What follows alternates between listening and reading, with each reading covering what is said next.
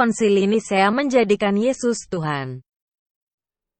Berapa sering kita mendengar tuduhan dari kaum muslim tentang bagaimana Yesus dijadikan Tuhan pada Konsili Nisea?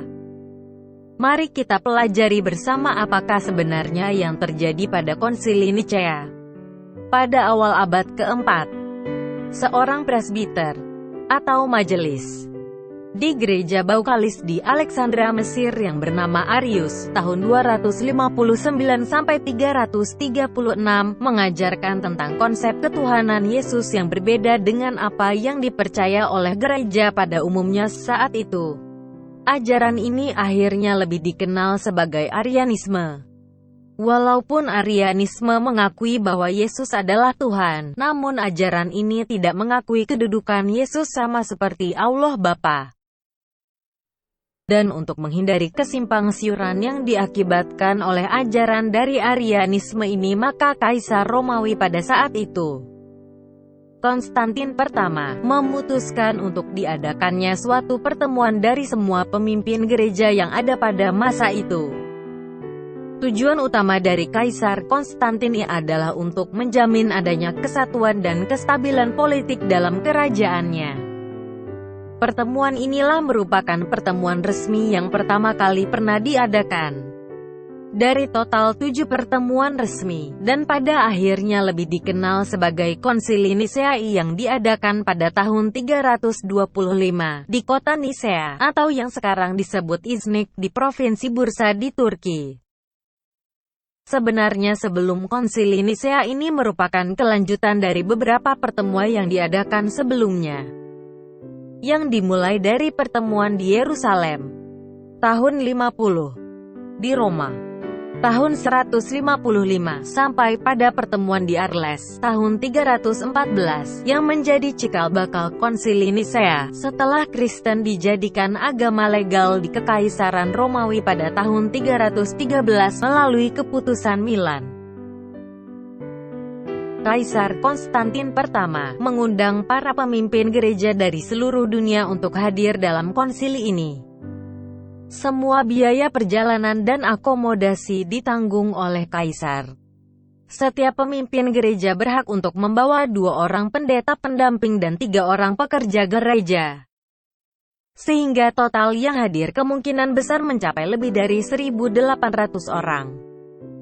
Konsili ini dibuka pada tanggal 20 Mei tahun 325 dan selesai pada tanggal 25 Agustus tahun 325. Dalam konsili ini selain membahas tentang adanya ajaran Arianisme yang menyimpang dari ajaran yang dipercaya oleh gereja pada saat itu, juga membahas tentang penanggalan Paskah dan juga selebasi. Namun sayangnya dalam hal penetapan tanggal Paskah dan selebasi tidak dicapai kesepakatan bersama. Sedangkan dalam hal agenda utamanya yaitu memastikan ajaran tentang ketuhanan Yesus, didapatkan keputusan bersama pada tanggal 19 Juni tahun 325, yang kemudian dituangkan pada pengakuan iman Nisea. Aku percaya akan satu Allah, Bapa yang Maha Kuasa, pencipta langit dan bumi, dan segala sesuatu yang kelihatan dan tak kelihatan. Dan akan satu Tuhan Yesus Kristus, Putra Allah yang tunggal. Ia lahir dari Bapa sebelum segala abad, Allah dari Allah, terang dari terang, Allah benar dari Allah benar. Ia dilahirkan, bukan dijadikan, sehakikat dengan Bapa, segala sesuatu dijadikan olehnya. Ia turun dari surga untuk kita manusia dan untuk keselamatan kita. Ia dikandung dari Roh Kudus, dilahirkan oleh perawan Maria, dan menjadi manusia. Ia pun disalibkan untuk kita. Waktu Pontius Pilatus, ia menderita sampai wafat dan dimakamkan. Pada hari ketiga ia bangkit menurut kitab suci. Ia naik ke surga, duduk di sisi Bapa. Ia akan kembali dengan mulia, mengadili orang yang hidup dan yang mati. Kerajaannya takkan berakhir. Aku percaya akan Roh Kudus, Ia Tuhan yang menghidupkan. Ia berasal dari Bapa dan Putra, yang serta Bapa dan Putra disembah dan dimuliakan. Ia bersabda dengan perantaraan para nabi. Aku percaya akan gereja yang satu, kudus, katolik dan apostolik. Aku mengakui satu pembaptisan akan penghapusan dosa. Aku menantikan kebangkitan orang mati dan hidup di akhirat. Amin. Dengan jelas pengakuan iman Nisea di atas menegaskan apa yang dipercaya oleh umat Kristen sejak awal, yaitu Yesus Kristus sebagai Tuhan. Dan dengan demikian ajaran Arianisme dinyatakan sebagai sebuah ajaran bidat.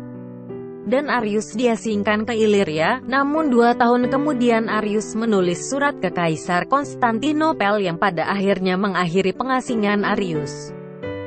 Namun ajaran Arianisme ini masih kita bisa lihat jejaknya pada saksi Yehova dan juga Mormon. Dan berdasarkan fakta sejarah yang dicatat oleh non-Kristen, terbukti sudah bahwa sebenarnya Yesus sudah disembah sebagai Tuhan sejak awal mulanya. Hal ini dapat dibuktikan dari catatan Pliny the Younger, seorang gubernur dari Bitinia di Asia Kecil. Dalam suratnya kepada Raja Trajan pada tahun 112, dia meminta nasihat mengenai apa yang harus dilakukan terhadap orang-orang Kristen sebagai berikut. They were in the habit of meeting on a certain fixed day before it was light, when they sang in alternate verses a hymn to Christ, as to a God, and bound themselves by a solemn oath, not to any wicked deeds, but never to commit any fraud, theft or adultery, never to falsify their word, nor deny a trust when they should be called upon to deliver it up, after which it was their custom to separate, and then reassemble to partake of food, but food of an ordinary and innocent kind. Sekarang kita bisa melihat dengan jelas bahwa apa yang dituduhkan oleh kaum muslim adalah salah besar. Karena sebenarnya berdasarkan fakta sejarah, Yesus sudah disembah sebagai Tuhan oleh orang Kristen sejak awal, dan konsili Nicea diadakan untuk memastikan kesamaan pandangan iman Kristen karena ajaran Arianisme yang berkembang pada saat itu.